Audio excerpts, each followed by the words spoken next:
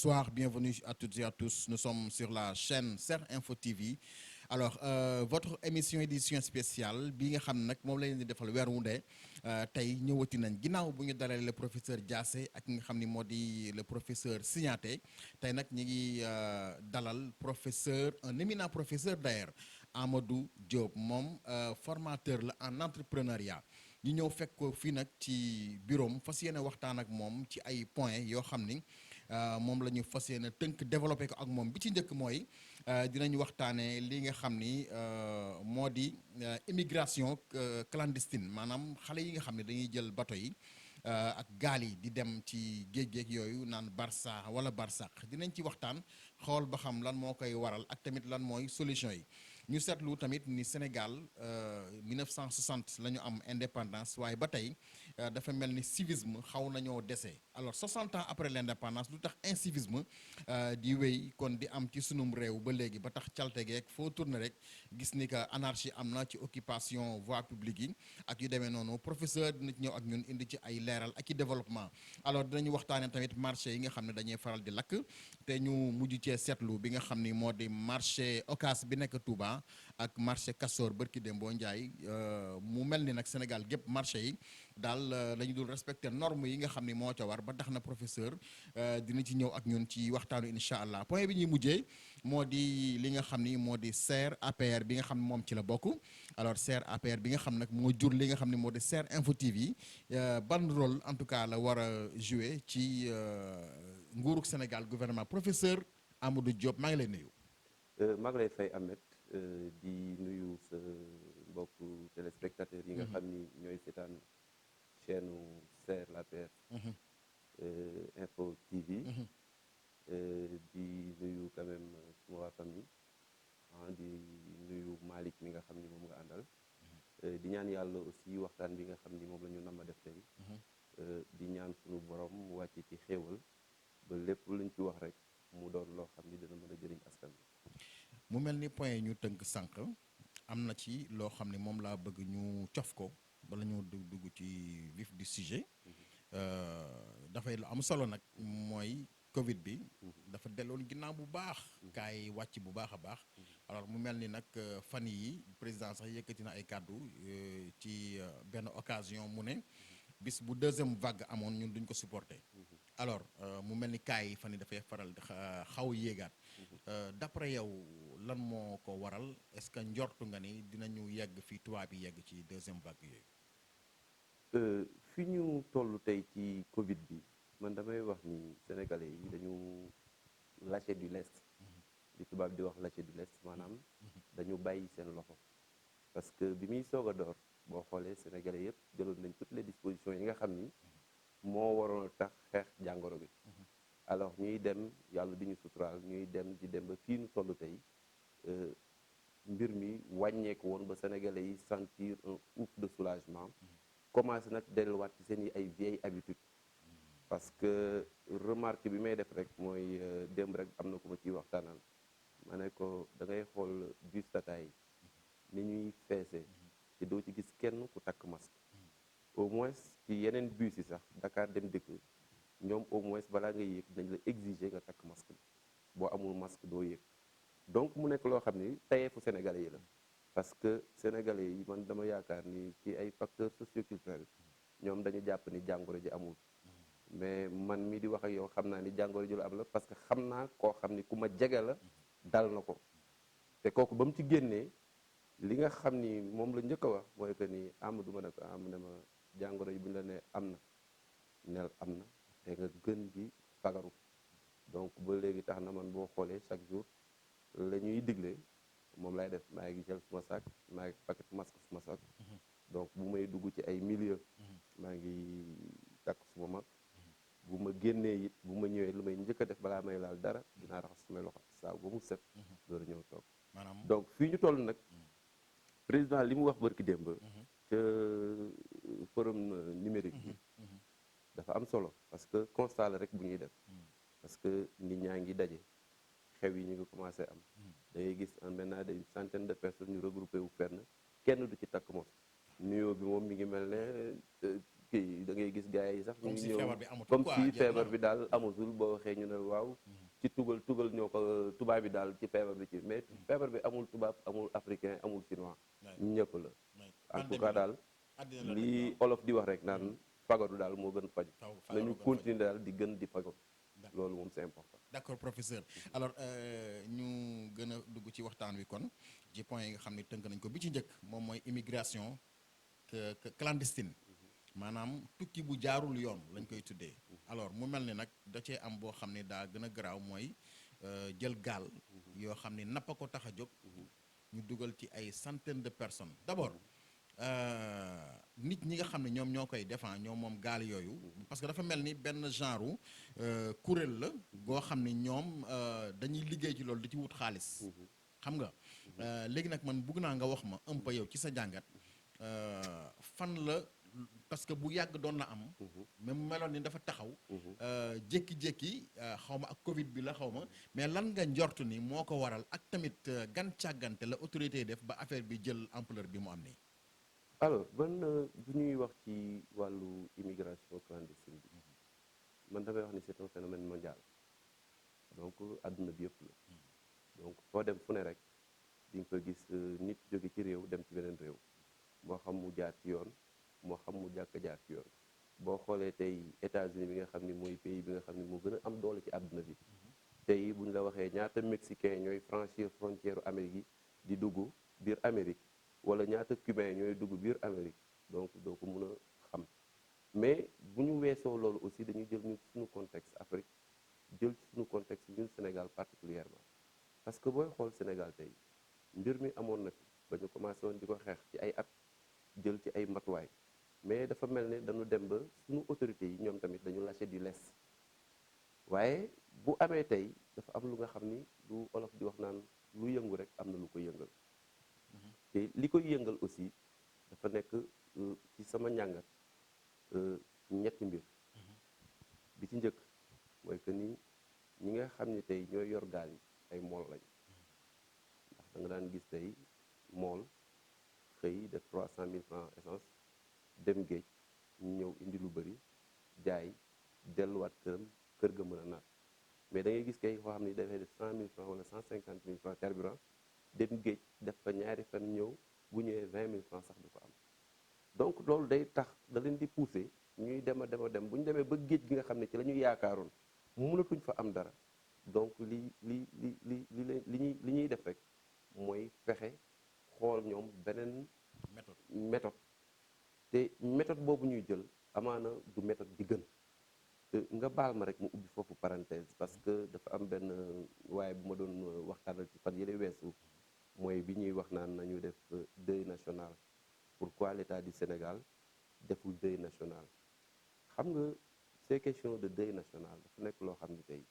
bu fekkoon ni ci coobare dara la mu am waaye nit ki toog planifié jël xaalisam joxe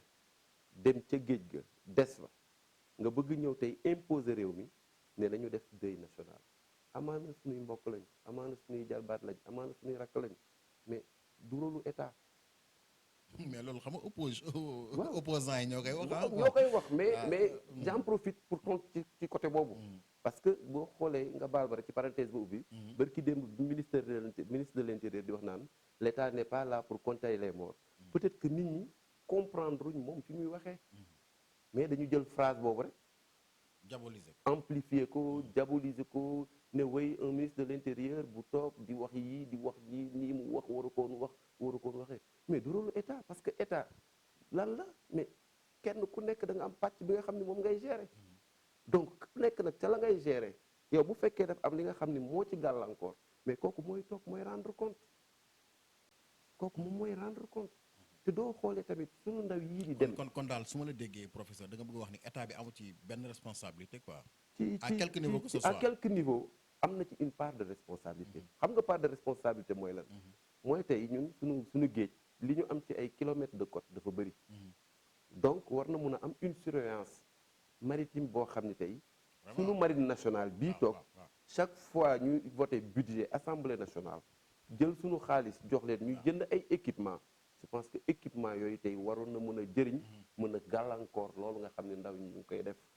bu ñuy wax ay radar bu ñu toogee fii 4 avril lu nekk ñu indil ñu ko wan ñu ko ne lii yëpp ci marine bi la donc bu ñu doogee nag bu gaal yu ndaw yi di leen rëcc di romb di dem ci beneen réew am naa yaakaar ni foofu am na luy soox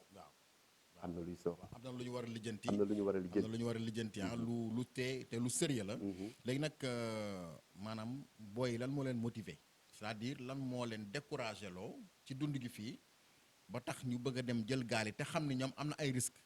d'ailleurs am na benn polémique bu ci amoon sax fan yi ci affaire Guy Marius Sagna li sëriñ bi déclaré woon ni ko loolu xaru la et tout te effectivement man personnellement dama jàpp ne loolu xaru la alors ñu xam ñoom risques yi leen ci xaar xam nañ ni bu dugg di am ñaar wala ñett ñoo ci rëcc dugg sur des centaines de personnes lan moo leen di motiver pour ñuy ak lan moo leen décourager lu fii ci réew mi ba tax ñuy def loolu d'après yow. xam nga li ma laaj nii dafay tombé ak benn situation bu ma am depuis démb. dama am suma cousin boo xam ni suma doomu nijaay la. maa ngi ko gëj a dégg depuis màggal. avant màggal laa ko gëj a dégg. alors temps yële yëpp bu ma toogee maanaam ne man kii gëj naa ko dégg xaar moo ko à chaque fois su ma ko woowee du ma ko jot. alors ba démb may consulter suma téléphone ma jot benn message WhatsApp muy moom mu ne ma mi ngi Espagne mu ne ko Espagne mu ne ma waaw ma ne ko yow kañ nga dem Espagne mu ne ma bi ñu màgg ci jour màggal pratiquement ci laa dem parce que boobu amul woon surveillance bu doy ak affaire yooyu ci laa profité jël gaal dem maa ngi nii Espagne ma ne ko ah bon mu ne ma waaw mu ne ma dama am problème parce que dama yegg Espagne te aw ma passeport parce que ñu ngi ci benn île Grande Canarie lañ koy wax île boobu ñu nekk pour nga jóge fa jël vol dem Madrid il faut nga am passeport soo amul passeport dañ lay refoulé waat ma ne ko ah loolu de mun naa mën a ko mbir la de mais yow bi nga xalaatee ni da ngay dem lu tax jëloo say matuwaay mu ne ma waaw c'est que xam nga yoon bi daf ma bett ak yooyu donc pour wax la ni nekk na situation yoo xam ne man damay faral di wax souvent nga baal ma ci wax ji damay naan xale yi bu ñu demee bay def loolu li ñuy dund fii moo nekk dund gu dee gën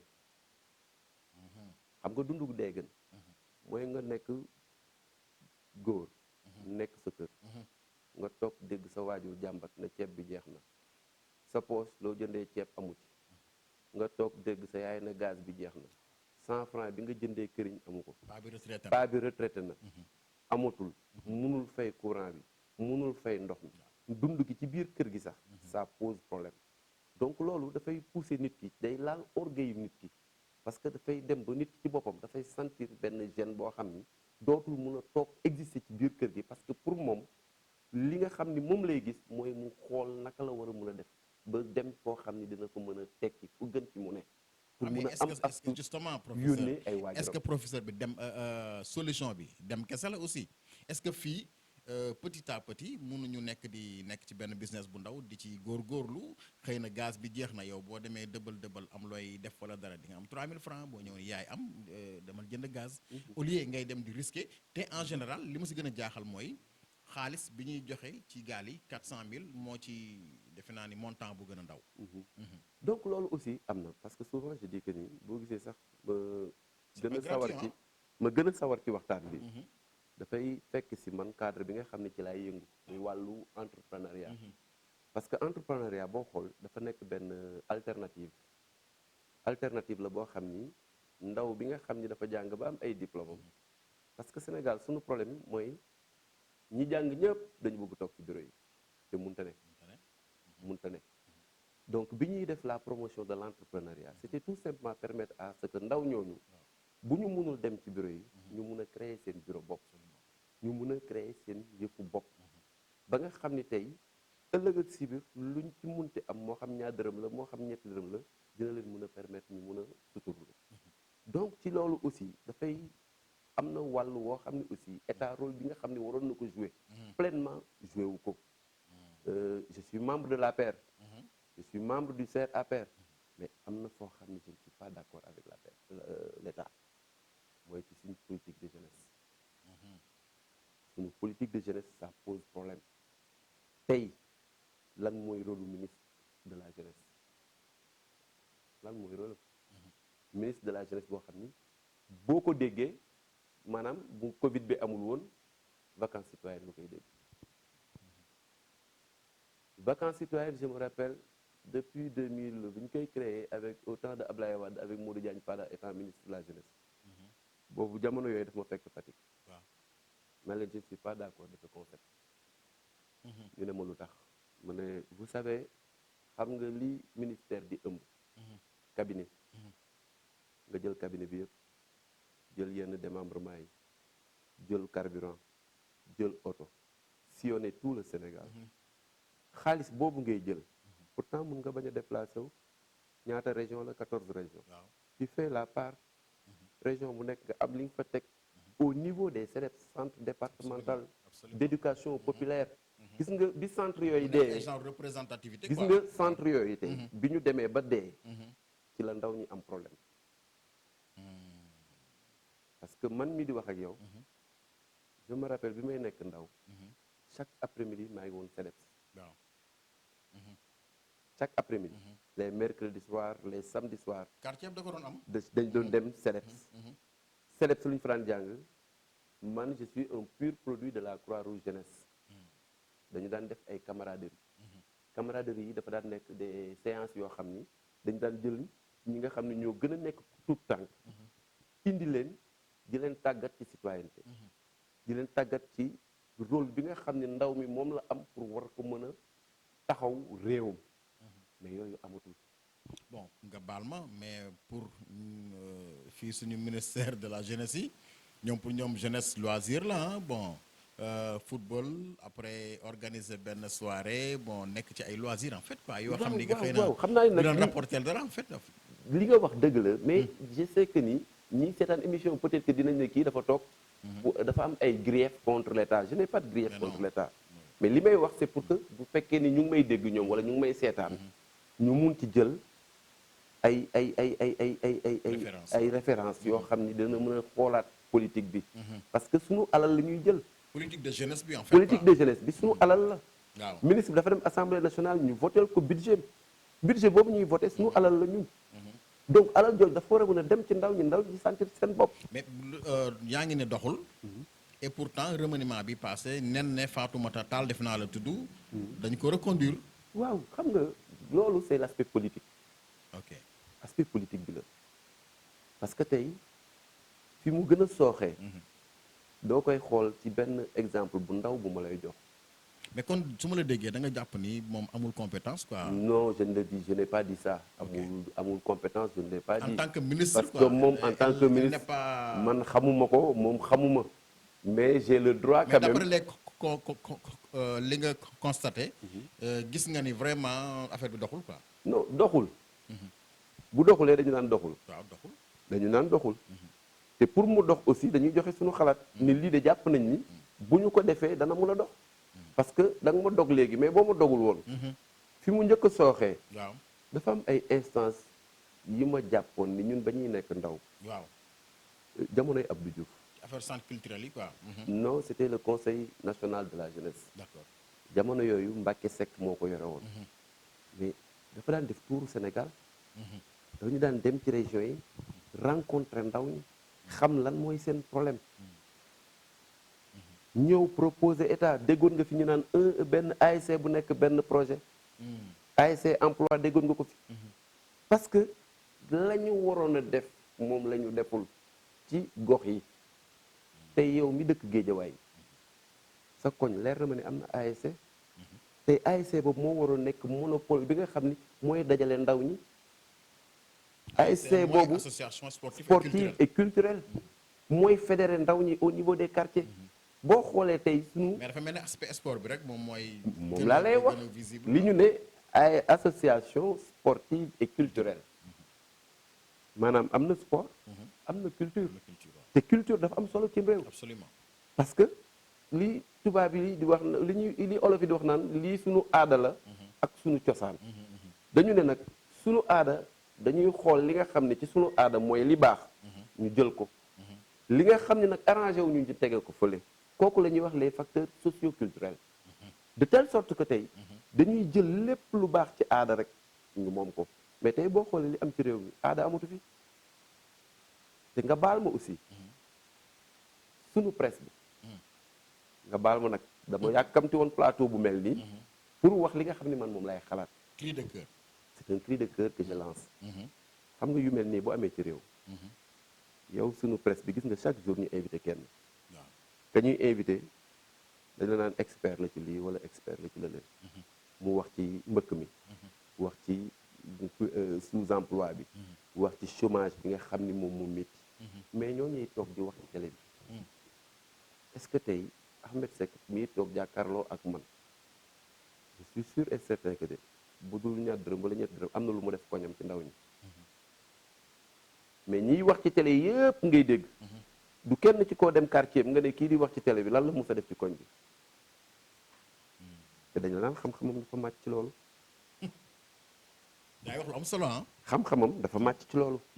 man de aw ma. mais Olof Njaay dafa ne bay ci say weewu tànk. fa ma dëkk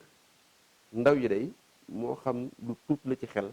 moo xam lu tuut la ci xalaat danaa toog ak ñoom danaa waxtaan ak ñoom. won leen yoon wi nga xam ni fa la ñu war a mun a jaar pour mun a defar seen ëllëg. et c'est important. parce que ndaw moo yor réew. bu ñu toogee amet ñaata ndaw ñoo des ci géej. mais. ba pare dañuy jël lépp xam ko gouvernement bi quoi. ñu jël lépp moo war a lijjanti. c'est transversal parce que les responsabilités sont partagées. absolument absolument. état am na ci wàll. mais waajur yi aussi am nañ ci wàll. parce que bu ñu demee tey ba jigéen ñi di def ay tontine. teggi sa natt woo sa doom ne ko am demal. waaw mais lan koy jox 1,5 million ba nga koy jox wala 2,5 millions ba nga koy jox. wax dëgg yàlla amet bu toogee fii am na lu mu ci créé. mën na ci def dara waaw. man dama gëm toujours benn phrase ma daan dégg suñu benn professeur doon ko wax. naan c'est avec un petit rien. qu'on parvient à réaliser de grandes choses. absolument. et c'est important. ndaw ñi dañu war a xam ni tekki. et su may expliquer sax dinaa la ne man dama am problème ci définition tekki bi. parce que léegi Sénégal tekki mooy lan. man na nga am xaalis na nga tabax gàlle na nga dawal oto. da nga dawal takk ay le luxe quoi en quelque sorte. loolu mooy tekki quoi confort mooy tekki. yow lan nga tuddee tekki. non pour man tekki. dama naan c'est un processus. d'accord. nit ñi xam nañ amee tey ci lii. gis ko mu gàddu micro fu nekk mu dugg fa ànd ak Malick. fu nekk mu def fa reportage. ñu toog diir gis Ahmed yore oto.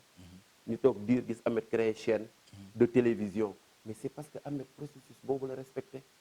Malick ci liggéeyam. dem na ba jàngiwaat utiwaat caméra yoo xam ne tey c'est des caméras sophistiquées. toog parce que leer na la tey ba muy commencé filmer daawul filmer ci ay appareils yu mel nii. amoon na yeneen appareils yu muy filmer donc processus boobu warul am lu ko gàllankoor. gis nga boo xoolee tey la délégation à l'entrepreneuriat rapide. DER. bi ñu ko créé ba wax ko dama ree am ku ma ne ko non mais je me pose la question depuis quand l'entrepreneuriat est rapide. parce que l'entrepreneuriat quand même quoi qu'on puisse dire c'est un processus. yow en tant que spécialiste quoi. dans man ci li ma xam bopp. dund ko. ak expérience bi mu am. man damay jàpp ne entrepreneuriat benn processus la. ndaw li dafay jóge sur un point A. teere ji sur un point B. mi ngi mel ne tey bi ngay ñëw fii nga ma fekk tey da nga yéeg escalier yi. xam nga yéegoo lonku fenn rek ñëw fii. da nga yéeg escalier yi benn par benn. waaw étape par étape. entrepreneuriat nag step by step. entrepreneuriat nag. étape noonu lay demee par étape la. d'accord ok. benn chaîne bi bu amee problème rek. dafay bloqué. donc appellation moo baaxul. appellation bi baaxul. entrepreneuriat rapide. moi je me dis que ñaata milliards la ñu joxe. benn économiste de ne woon na ma état bi dañuy jaawale dépense ak investissement. bien sûr xam nga tey lu tax mu wax loolu. pour ndaw mi mën a def ci réew mi mais da nga koy créer ay richesse. boo jëlee 100 milliards nga teg ko ci kaw table ne lii ndaw ñi laa ko jox. mais yan richesse nga créer pour ndaw yi mun a sukkandiku ci richesse yooyu. créer ay entreprise wala créer ay affaires yoo xam ne dañ ci mën a liggéey. boo ko jox man boo ma joxee 2 millions te gisuma lu ma war a liggéey mais ça pose problème. ça pose problème. richesse bi amul. donc ça veut dire que ni c'est de l'argent qu'on jette par la fenêtre. non mais et puis sax dogguma la professeur mais am na ñoo xam dañuy jël xaalis boobu xam xaalis boobu leb may ñu leen ko da leen ko lebal n'est-ce pas. da nga ko war a fay da nga war a liggéey nga fay. mais est-ce que amoon ay bor feneen pour nga fay xaalis boobu nga dem fay bor yooyu nga amee nga ay bor toppaat la fii. te gis doo nga investir dara aussi. gis nga damay faral di wax souvent bu may liggéey ak groupement féminin yi ma leen di ngeen gis femmes yoo xam ni mutuelle boo dem fekk fa seen photo ñu taf ko ci buntu mutuelle bi mooy ñii dañoo yore bor te fayuñu te loolu du seen coobare ñoom parce que tout simplement njaboot moo leen jiital amet ngay jël xaalis di ko jox est-ce que xool nga na mu toogee est-ce que xool nga ay revenu mensuel am est-ce que xam nga ni kii kat weer bi bu dee lu muy am du weesu fukki junni nga yëkkati 1 million jox kooku teg nga ko coono teg nga ko coono ki nga xam ne pour mu am fukki junni ci weer bi problème la nga jox ko 1 million mais da nga ko teg coono da nga ko teg coono boobu nga ko teg nag mooy tax bu jëlee fii day dem fay fële bu jëlee fële dem fay fii donc ça veut dire que ni day dem ba mujj gi après ndeysaan fi mu mujjee ji day feebar nga toog tuuti dégg ñu ne la wàcc na liggéey te dara du ko rey lu dul naqar ak stress. donc professeur daal pour ñu tëj foofu ci li ma dégg ci say wax mooy ndaw ñi manqué nañu benn formation. manqué nañu tamit ab yar. maanaam mu di éducation. ak yeneen yu bari yoo xam ne daal tax na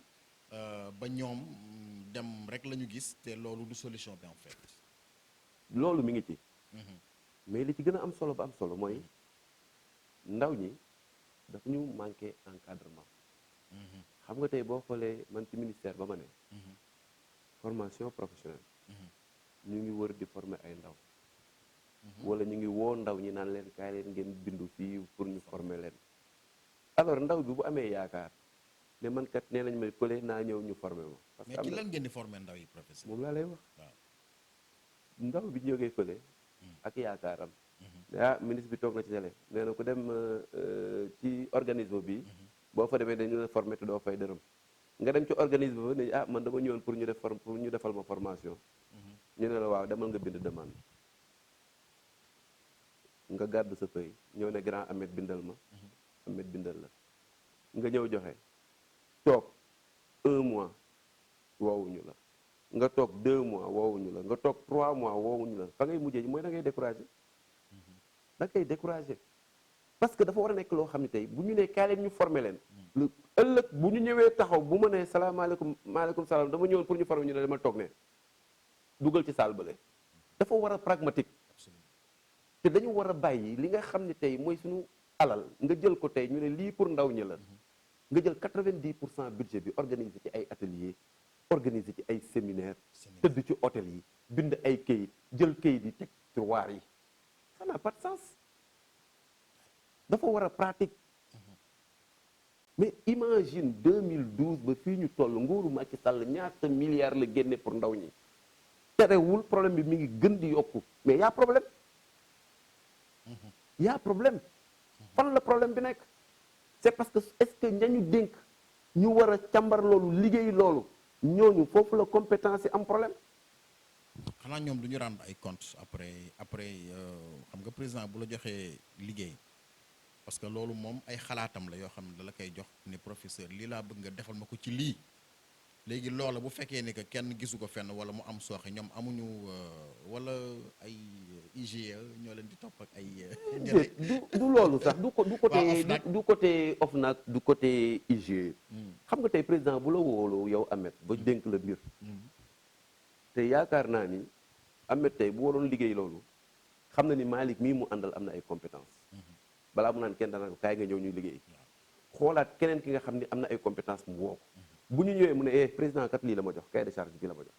yow am nga xam-xam ci lii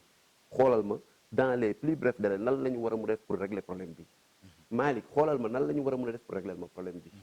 kenn ku nekk toog nga ne leen nag ñaari fan laa leen may ñu dajawaat fii toog kenn ku nekk tënkal ma dara indil ma ñu mën ko appliquer mais fii da ngay dénk nit dara mu dem luyal hôtel def séminaire tëdd fa 5 jours bu ñu paree ñu jox leen seen weccit ñu def seen poche ñu nekk fa lekk naan après génn ñëw toog daal ne woy l'emploi au Sénégal c'est-à-dire que littérature bi moo bëri. mais après non lu tax du am sanction après. Non, parce que xam bu nga- fekkee ni yow parce que par exemple yow bu fekkee dañ la teg fenn ngay liggéey par exemple récemment on a le chef de l'État a limogé le directeur de Dakar Dem Dikk. Mhm. mais kooku dafa wax président troisième mandat nangam nangam mais ñu bari jàpp nañ ni ay faute de gestion la def. moo tax ñu dàq ko. mais léegi ki nga xam dañ ko teg fenn muy liggéey. est-ce que dañ ko war a rek dàq noonu mu dem comme ça sans pour autant ñu poursuivre ko mu am ay poursuites judiciaires. Non, ce n'est pas une question de poursuite judiciaire xam nga lan la chaîne la kooku ngay dàq balaa nga koy dàq am na kenn ku nga war a njëkk a dàq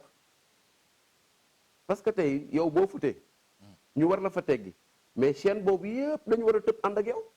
mais bu ñu la fa yëkkatee teg indi fa keneen teg te ñi nga xam ni fa la jàngoro ja fa la nekk ñoom ñoo nga fa toog waaw mais amul sens voilà. amul sens dinañu xool ndaw ñi nekk ci réew mi compétence yi ñu ngi fii ndaw ñi am nañ xam-xam bi am nañ mën-mën gi xam nga li des mooy nga xëcc leen nga teg leen fenn jox leen ñu liggéey tey ndaw Sénégal yi bu ñuy wax ay fuite de cerveau nit ñaa ngi daw di dem bitim réew di génn suñu ay ndaw suñu ay doomi réew di dem di génn c'est parce que gisuñu li nga xam ni moo dal seen xel ci seen réew am na lu ko olof di waxee naan kuy wàlliyaan dafa fekk ni sa waa kër tëgguñu. sa waa kër tëgguñu mais bu ñu tëggee dëgg suñuy ndaw duñu génn parce que on a toutes les ressources nécessaires. charité bien ordonnée commence par Commence soi. par soi. Ok alors Malick me signale que def nañu déjà 30 minutes. ci benn point rek lañ nekk. dafa am solo nag xam naa yeneen yi moom. dañ ko tënk incha allah alors professeur loolu sax daf ñuy permettre ñu jàll ci deuxième point bi mu di incivisme. alors lan moo tax ñun sénégalais ñun mënuñu xay ba léegi lu tax ñu xayee di ñun sénégalais yi. gis nga incivisme man dama ne dafa nekk benn courbe boo xam ne day continuer rek di yéeg waaw bizarrement. on a beau dire nee nañ ministère de la jeunesse et de la citoyenneté mais dafay nekk loo xam ne rek day yéeg parce que xamul tax ña ko war a waxu ministère de la jeunesse intéressé na la trop mais grave. non j'ai dit parce que moo war a jël loolu yëpp en charge moo war a jël loolu yëpp en charge parce que tey man damay waxtaan ak sama benn copain ma ne ko gis nga boy ma ne ko dans 10 ans réew mi dina doy waar trop mu ne ma ne ko xam nga lu tax ma ne ko dama def benn constat dama dugg ci boutique bi di jënd xale bu am 7 ans man maa ngi taxaw di jënd de dafa ñëw puus ma dugal loxo bi ne em jaay ma waaw amul patience quoi. Amul xamul ni patience. dafa war a xaar. xamu non moroomu papa ma ngi taxaw waaw. mais xoolu ko ndeysaan. d'une manière noo xam ni donc problème mu éducation la dans un question premier temps quoi. d'éducation la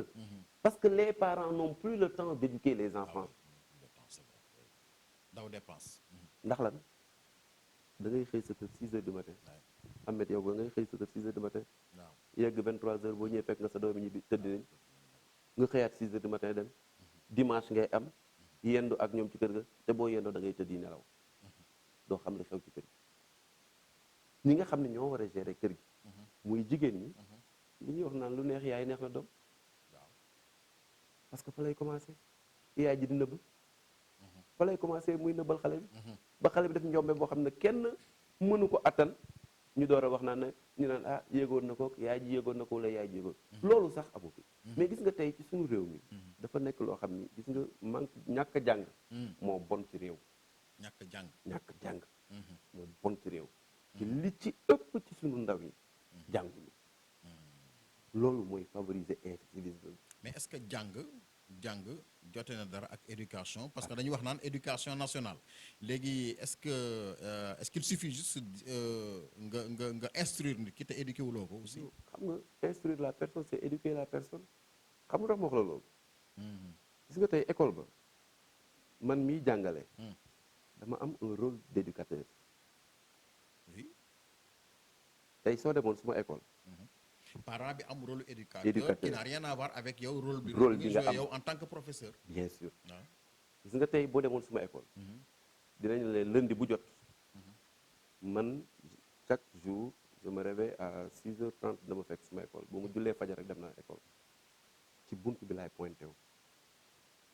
ku sol mini jupe bu gàtt doo dugg ku sol jean déchiré doo dugg ku sol loo xam ni c'est indécent doo dugg muy benn ñaareel ba environnement bi ñuy nekk je tiens toujours à ce que salubrité bi foofu ñu jël ko en charge soo lekkee sa mburu këyit bi nga jël dem ba ci poubelle bi sànni lundi bu jot damay taxaw ñu def levée de couleur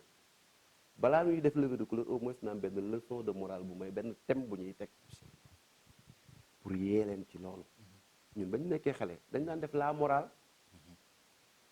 instruction civique xaw ma éducation civique dañ daan jàng la morale dañ daan jàng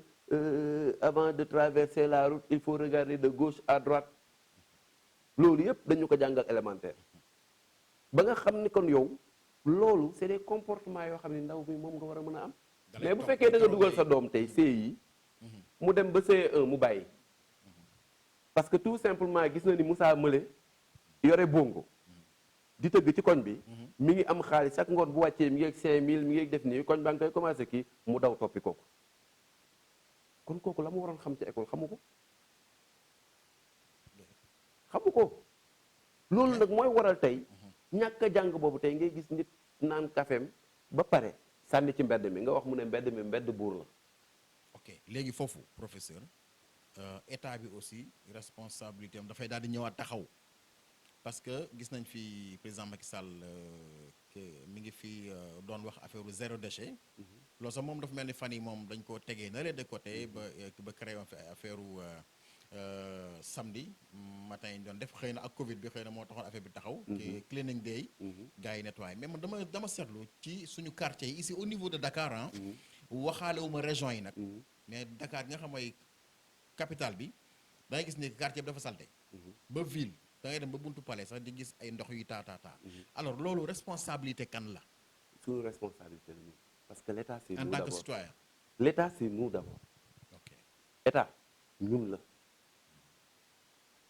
comprendre nga baax ni ma la tey man bu ma war defee li ma war a def yow nga def li nga war a def Malick def la mu war a def keneen def la mu war a def du ñu am problème xam nga tey da ngay naan sa café sànni kaas ma ne la ah sëñ bi li nga def nii de ñii ngi balee fii kii nga saaga mbedd mi mbedd buur la mbedd buur la dugg naa ci taxi waa ji dawal naan café ba pare rek sànni ma ne ko sëñ bi mun naa ma ne ko bu ñëpp defee nii tali bi ay kaasu café rek lay doon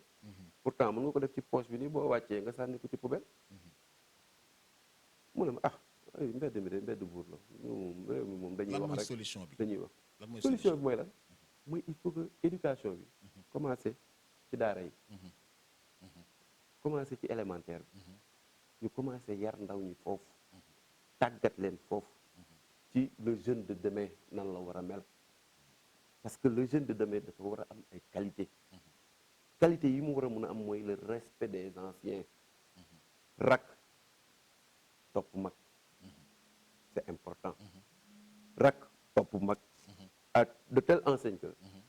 loolu yëpp da ngay gis xale bu tuuti jàpp mag toroxal ko ci digg mbedd mi waaw beneen constat bi ma gën a naqari dama ko remarqué ci bus te jour boobu ma ko waxee ci bus bi benn góor daf ma ne ah doom yow de li nga wax nga dëgg gu mat sëkk dama dugg ci bus bi mi ngi fees ma gis ni xale yi tuuti ay 14 ans 15 ans ñoom ñoo toog ci siège maire yi taxaw jàppandu ci wañ te defu leen benn def dérangé wu leen alors ma toog ba si yàgg ma ne mais yéen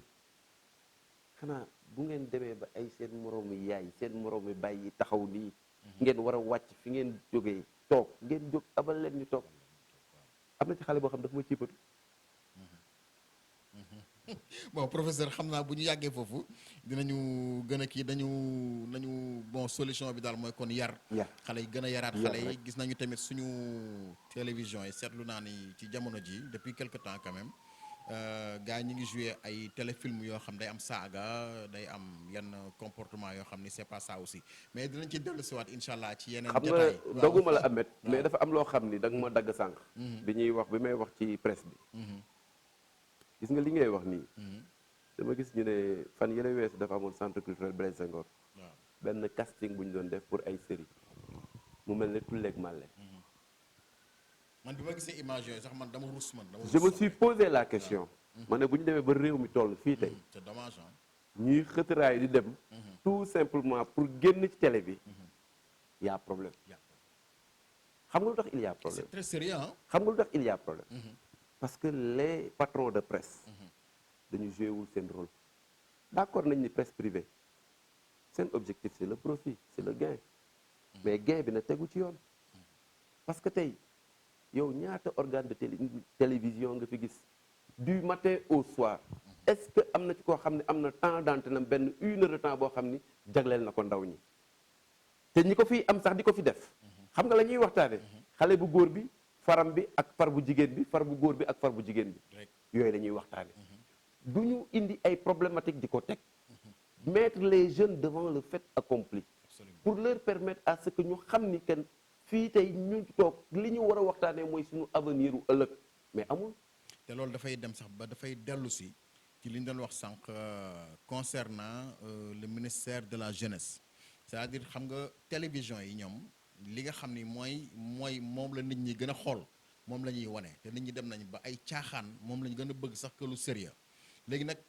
ministère bi sax day dem ba buy investir moom ci ay caaxaan lay investir pour ñu mën a gis tam li muy liggéey aussi. gis nga baal ma de. démb dama seetaan benn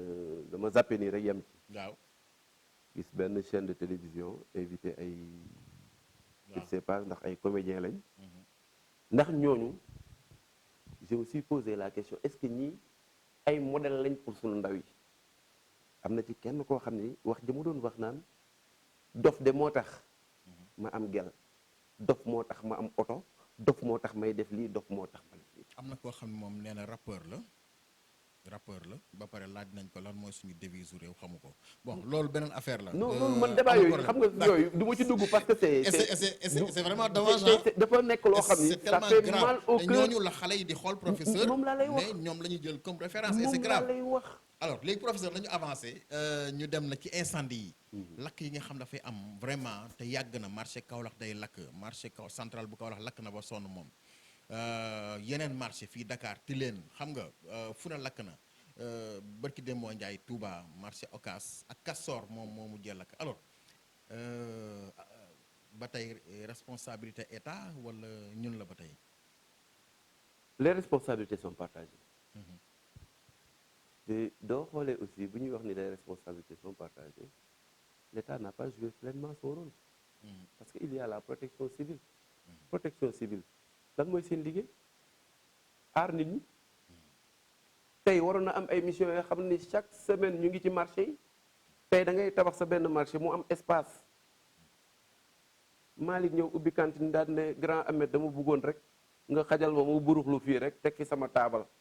nga ne ko non booy amul problème mu dem a dem ba la muy jaay commencé jéggi dayoo nga ne ko non booy garaawul nga xëcc prise ut sa fiilu courant takkal ko moom mu takk mu dem a dem keneen ñëwaat ci wetam mu takkal ko parce que da ngay dugg ci marché yi da ngay tu te poses la question ne man tey fii bu fi jëyee amee fan la pompier di jaar ku dem ba ci ay bouche d'incendie yi nga xam ne tey bu musiba amee pompier fa la war a jëlee ndox nga def fa place c'est la faute aux collectivités locales. waaw defuñ seen warugar. c'est la faute aux commerçants. c'est la faute à la Sénélec. non Sénélec deful liggéeyam. parce que bu defoon liggéeyam. du permettre à ce que nga jël ay 1000 personnes di daje. ñuy taxale ay fil bii jàdd gauche bii jàdd droite ñuy taxaw. mais ça veut dire que xam nga lan mooy problème bi au Sénégal ça veut dire que dañu jël lu illégitime. maanaam ni ma ko mën a waxee dañu jël lu illégitime ñu légitimité ko maanaam dañu jël li nga xam ne du yoon ñu jël ko def ko yoon dañuy daganal lu araam dañuy daganal lu araam te boo waxee ñu ne ah Ahmed kay daf ko bañ daf ko contre parce que ma nga gis na ni mi ngi am lii xale bi commencé na am lii mu commencé ko xeex mu bañ ko voilà donc professeur yaa ngi woon ci affaire u marché yi alors Sénélec am na ci part de responsabilité bu mag a mag collectivité locale yi tamit am nañ ci responsabilité ak commerçant yi ak protection civile ak protection civile d'accord ok ñoom protection civile ñoom seen rôle dëgg-dëgg lan la ñoom protection civile xam nga protection civile dañuy wax ni mooy ki nga xam ni mooy xool li nga xam ni lii kat jéyee mën na fi am mu ñëw fexe ba jéyee boobu du fa am mais ñun dañuy prévenir dañuy quoi. prévenir dañu prévention la ñuy def mais ñoom dañuy toog nag ba jëyee am ñu soog a commencé jóg man je me dis que ni kon donc am na problème ci réew mi Ah, si, problème am na problème ci réew mi waaw. parce que ki nga dénk tey mu war a tàggat lii ne lii kat damay bañ jëyee am fi mais yow da ngay toog ba jëyee am fa nga door a jóg nag commencé ci télé yi commencé ci rajo yi te xam nga c'est ça le malheur au Sénégal dara dafay am ci réew mi au lieu que nit ñi ñu toog ñu xool les voies et moyens la stratégie à adopter pour mun a fexe ba génn ci loolu mais dañ koy teg ci plateau télévision yi pour nag daan na léegi on va faire nu ñu koy waxee le procès de l'État mais état mënut a def lépp état dafa am fu muy yem. non mais doguma la sax mais gis nga bi ñu bëggee yeesal marché Sandaga bi ñu ko annoncé rek déjà da nga gis ñoom dañu commencé siisu ñëpp commencé wax non fii depuis 40 ans ñi ngi fi depuis 50 ans nangam te ñoom xam nañ ni nekkin bi ñu nekkee foofu noonu baaxul sax ci ñoom déjà. gis nga baal dafa am lu may rappeler parce que bi ñuy wax ci problème mu suuf yi suufu dëkk yi quoi ñi naan suñu suufu maam ma ne sama benn copain mu ne ma ne xamul ma jaaxal mu ne ma ne ko suuf bi sama suufu maam la te yow suuf bi doo ko lekk doo ko naan doo ci liggéey doo ci def dara am met jóge fële ñëw ne man kat bu ngeen ñëwee suuf si mën naa ko exploiter ma am ci lii ngeen am ci lii ngeen ne du ci dal ndax Sénégal lañ nekk tamay sénégalais Sénégal amul frontière dans ce pays là amul frontière loolu moom dinañ ci dellu siwaat yeneen occasion professeur yow dinañ amaat ak yow yeneen jotaay parce que xam naa li ngay juj ndeng leer ak yooyu yëpp dégg nañ ko fi temps yi passé mais bon état bi jëloon na ci solution ñoom bay nañ nee nañ ba pare loolu beneen parenthèse la incha allah dinañ ko ubbi incha allah ci beneen occasion je rappelle que nous sommes avec le professeur Amadou Diop moom formateur la en entrepreneuriat donc si pertinent que vraiment on n'a même pas envie que émission bi jeex alors ñu terminer ci point bu mujj mu di SER APR les comités d'entreprise républicains jàpp nga ni ñi ngi jouer rôle bi ñu war a jouer dëgg-dëgg. waaw ci wàllu SER dama jàpp ni ñi ngi jouer rôle bi nga xam ni moom la war a jouer mais c'est le parti en tant que tel moo ko reconnaître lu tax man loolu suma gis-gisu bopp la et j'assume mes responsabilités parce que bu ñu nee comité d'entreprise républicain mais tey comité boobu son rôle c'est tout simplement mooy saytu tey bu ñu toogee bay wax yenn entreprise yu nekk am ay difficultés ba ñuy toog di wax ay relance économique tey SER moo war a njëkk a nekk tey palier bi nga xam ne moo war a mën a parti bi kat kaay leen ñun nous sommes une entité issue de différentes entreprises gis nañ ni kat entreprise bi ak entreprise yi lii mooy seen problème lii mooy seen jafe-jafe jébbal leen kayit un plan stratégique ne leen bu ngeen ko doxalee nii coow du fa am parce que ñun ñoo fa ne xam nga yow ca la nga bokk xam nga ko maîtriser nga ko xam nga lu koy suxat mais parti bi déggalul SER bi et pourtant bu ñuy xool ci campagne électorale bi fu président dem SER dem na fa bu ñuy wax ci parrainage bi fu ñu indee ay parrainage SER bi indi na ay parrainage am teg mais lan moo mun a tax tey le président en personne mënul recevoir le SER. yow loolu question booy poser la quoi kan nga koy laaj loolu. président de la république laa koy laaj bu dee day seetaan chaîne bi lan moo tax mënul recevoir le SER APR en tant que instance du parti qui est reconnu par le parti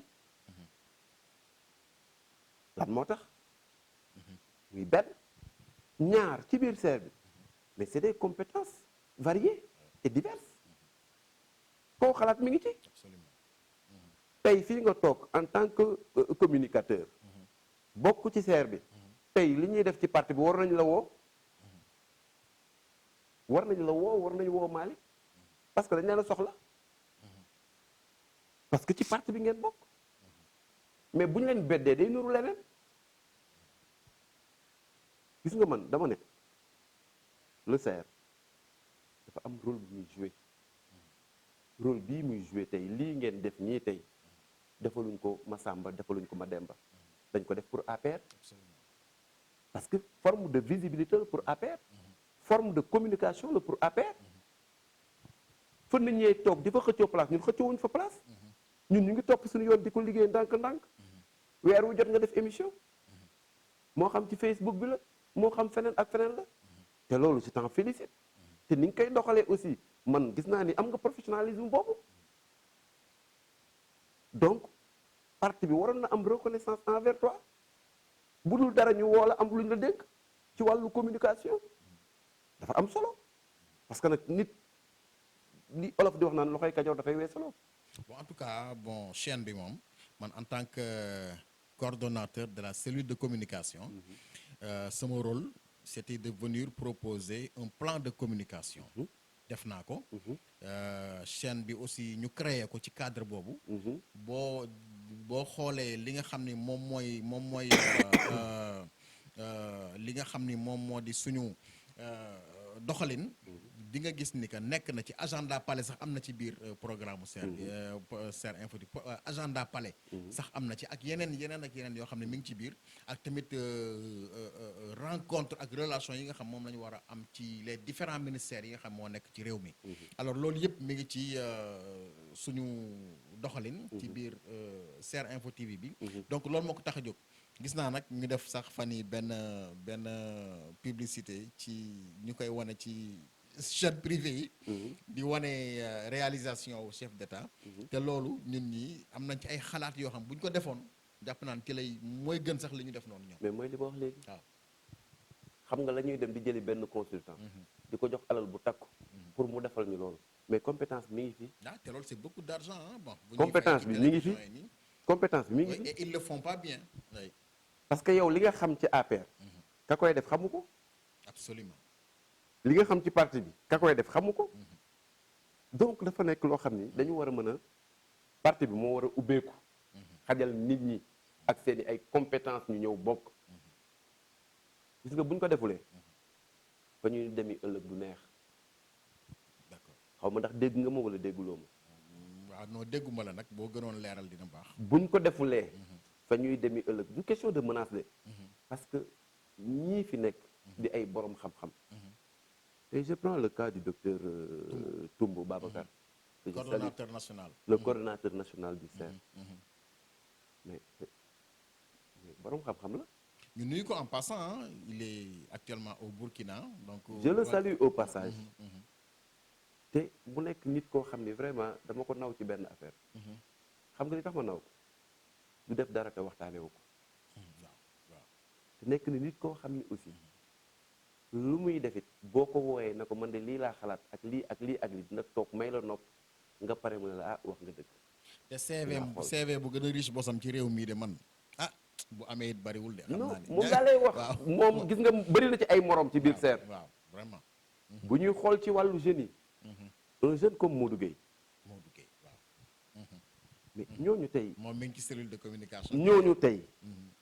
mais parti bi dañu leen war a récompenser dafa am lu ñu leen war a dénk parce que dañu ñàkk nag ils ont sué Ahmed président Adi itam félicitations ñu ngi koy nuyu moom kooku moom laay mujjee parce que quand même quoi qu'on puisse dire jàpp na ci mbir mi absolument jàpp na ci te li ma koy wax chaque jour ne ko sa xel moo la sonal ma ne ko gis nga excès d'intelligence day sonal nit te car ci barfakal la macha allah intelligence boobu am na ko il a une vision damay toog ak moom di waxtaan des fois ma ne ko yow vision bu graaw nga am ba pare ku pragmatique la il est très pratique waaw loolu dafa neex ci mbooloo et il ne tourne pas autour du pont déedéet lii la ñuy def waaw jóg leen ñu dem defi lii donc pour dire que damay remercier di féliciter waa Ser APR pour montrer que ni tëjaale rek professeur wone ni la leen fi téye 2012 ba léegi ngëm-ngëm la ak Pastef du poste du xaalis du lenn lu leen fokkati mais la ñu gëmoon ñu ngi koy continuer di gëm parce que li ñu gëmoon mooy jàppale parti bi ñëw en appoint pour le parti te boobu ba léegi wàccuñ ko lii ngay def ci la bokk parce que amaana sax lii may def nii toog nii di wax ñu mel ne damay diingat des fois il est bon aussi nga laal fi góom bi nekk oui bien sûr nga laal ba pare yow da nga wax objectivement en fait quoi. fi góom bi nekk li nga xam ne tey bu mooy la ma la waxoon rek bu ñu waxtaan wi buñ ci amul loo xam ne jëlee nañ ko ci mu amal réew mi solo jarul ñuy waxtaan et encore une fois de plus dama lay remercier Ahmed parce que sama deuxième jàkkaarloo la waaw bu njëkk bi ci téléphone la woon absolument c'était te intéressant. c'est un plaisir immense pour moi franchement yàlla rek moo ma tax di way dëgg la naw naa la ci ni nga koy dérouler ni nga koy doxalee ma lay ñaanal yàlla mu sàmm la rek sàmm sa baat te li nga xam ni mooy sa mébét mook Malick mii nga àndal yàlla defal leen ko ñun ñaan rek la ñu mën ñaan ko ci suñu wasila yow Serigne Fallou nga àndal man ma ànd ak Serigne Babacar Sy donc bu ma ñaanee ci Serigne Babacar Sy ñaan ci Serigne Fallou am naa yaakaar ni kon ñaan googu dana leen dal mais kontaan naa parce que dama ñëw fekk la ngay julli quoi et ça c'est important macha allah. waaw donc, mais donc ça veut dire que même njàng meeg kurum kurum jàppal bàyyil diina ji moom caaxaane woon. waaw mais xam nga julli moom la ñu am sama maam dafa ma daan wax ne ma jullit carte d'identité jullit mooy julli waaw mu ne carte d'identité julli jullit carte d'identité waaw mooy julli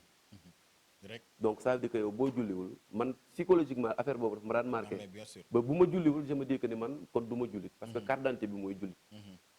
donc mu am solo parce que war nañu yar ndaw ñi aussi waaw ci diine njaboot gi ci diine parce que bu ñu leen yaree ci diine rek amaana lu bëri danañ ko saafara dëgg la et c'est important yonent salaa salaam nee na ad diinu ahsanul xuluq nee na jikkoy rafet diine rek moo ko diine mën a rek moo joxe. ko mën a joxe merci professeur. encore une fois Et de à plus très bientôt, merci Inch'Allah. à très bientôt kontaan naa trop macha allah doylu ma nag ci yow waaw mais parce non que non dañuy am beneen jotaay ak loolu professeur Toumb bu ñëwee. ñu toogaat incha allah il est au Burkina léegi mu ñibbi si bu soobee Inch'Allah yàlla. rabbi. d'ailleurs président Adi moo assuré intérim bi nee na ma damay bàyyi ndax sonn naa ma ne ko garaawul xaaral Toumb ñëw rek. non léegi du de mu sa toute façon- bàyyi léegi de toute façon. bu Babacar ñëwee. dinañ defaat beneen plateau. Inch'Allah. yow ak moom ngeen toog peut-être Inch'Allah. avec beneen Inch'Allah. di beneen di éminent di professeur di nuyu aussi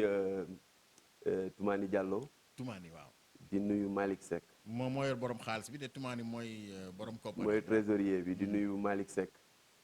ku bëgg seer ak Amari Khoule. Amari Khoule aussi depuis une semaine Relation mi ngi publique internationale. mi ngi koy coordonné parce que Ndeysaan. sama xel a ngi woon ci remercier ko wallaay ndeysaan. encouragé ko mi ngi Jàmbaar, def waaw. liggéey bu rafet di nuyu doyen Siré Sey Mooy sama secrétaire. bu Amari Tiwaawoon di nuyu bépp membre seer muy góor muy jigéen merci ku lim juum nag merci. mais maa ngi ziar ñëpp di nuyu ñëpp di ñaanal ñëpp jàmm di ñaan yàlla am naa ni waxtaan bi nag li jub nañu xam ne rek ci waxtaan bee ko waral li ci dëng nag ci man la Lépp jub donc na. di ñaan yàlla vraiment yàlla defal ñu jàmm À merci très beaucoup bientôt professeur. merci beaucoup Ahmed À très bientôt. merci